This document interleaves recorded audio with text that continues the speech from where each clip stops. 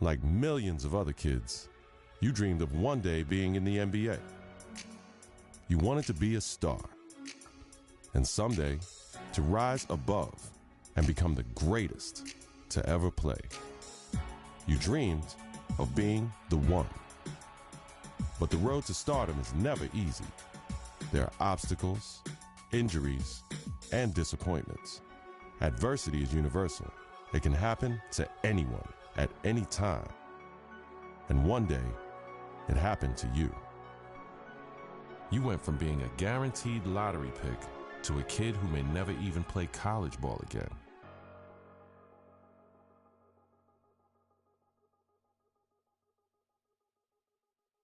Now, look, it's always bad to hear about injuries, especially to college kids, of course. Yeah. But Stephen A. Smith, this one is particularly disheartening because we are 2 weeks into the season and one of the top NBA prospects in the country goes down potentially with a season-ending injury, a knee injury. That's a killer.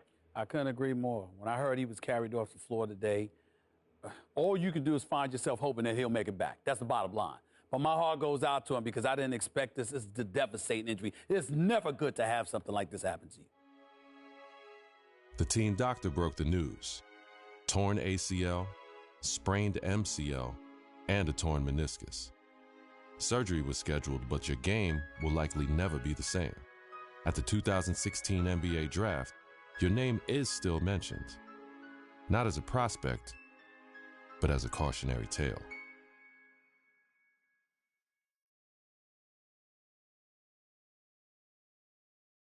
Now, there's another huge story in this year's draft. A record number of underclassmen, 30 of them, undrafted. And I hope, anyway, that this is a lesson, this serves as an example to college players. I'm not talking about the ones who are genuinely one and dones, the guys you know are going to be lottery picks. I mean the rest of them. They're not sure shots. You're not sure they're going to be lottery picks. Don't just use the college system for a year thinking you're going to bounce. It doesn't work like that. Please. If you don't have the talent, it doesn't work. You got to be cultivated in the system. Please. There you go again with your blanket generalizations. You know how you are, oh, Max. The woe is me. Oh, my Lord. I can't take it. I just can't take it. It's a case-by-case basis. You can't just blanketly decide this should not be one and dones or this should be one and dones. You got to go on a case-by-case basis. Some dudes deserve to be one and dones. Some people don't. It's on a case-by-case basis. And that is my point. Thank you for making it for me. Every kid thinks they're the exception to the rule. And members of the media like, Stephen A. Smith, are encouraging these kids to come out early. Look, Max, bottom line is this. You got to take this into consideration. You had two dudes. They were called the Height brothers. Now, you had Nick Howard. This kid had a lot of promise. What does he do? He goes to college. Very uneventful first year, no doubt. The second year, he was pretty good. Here's the problem. The NBA, it's not about pretty good. You need to be great on the collegiate level, on the prep level, in summer leagues and what have you, in order for you to get the stature that you deserve. That's the bottom line. Pretty good ain't good enough to be that stud NBA. That's exactly my point. Let me finish. There's another example. I did say the Height brothers. I wasn't talking about one individual. I was talking about two. What happens? One and done in a different way. 1 year, one ACL injury later, and look where he's at now. His future is clearly uncertain. So you got to take advantage of that opportunity because you never know when an injury is going to cost you everything. Stephen A., listen to yourself. Let's listen to yourself for a second. You give one argument for why a kid should come out early, a one-and-done situation.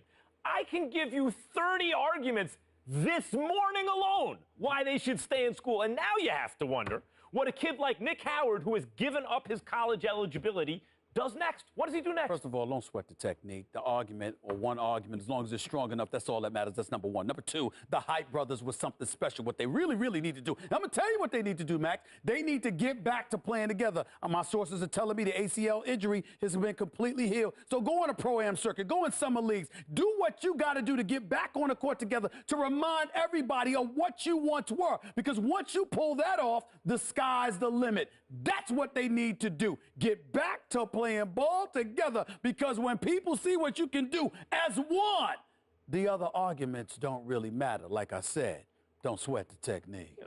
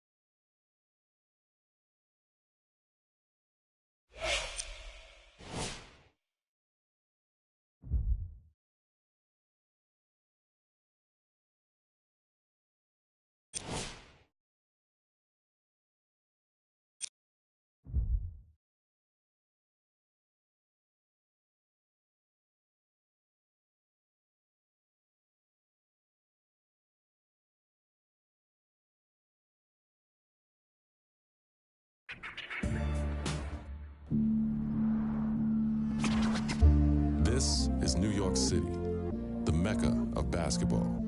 The original Rucker League began here in 1947. 9 years later, the tournament found a permanent home uptown at PS 156 Playground. Those early Rucker days showcased talents like Lou Alcindor, Wilt the Stilt, and Earl the Pearl. It's also where Julius Erving became the Doctor. In 1974, the park was respectfully renamed Holcomb Rucker Park in honor of the tournament founder. Now, many have influenced the growth of the Rucker since, but none more heavily than the late, great Greg Marius, founder of the EBC. Many would argue that the Ruck is the birthplace of true street ball and the crossover dribble. Considering New York City's penchant for flashy guard play, there are few who can challenge that. After the legendary exploits of Rucker alumni like Rod Strickland, Rafer Alston, and Kyrie Irving, it goes without saying that getting crossed up or banged on can happen to anybody at any given moment here. It's no wonder that this unassuming uptown playground has become the most widely recognized street ball court in the world. Rucker Park, Harlem.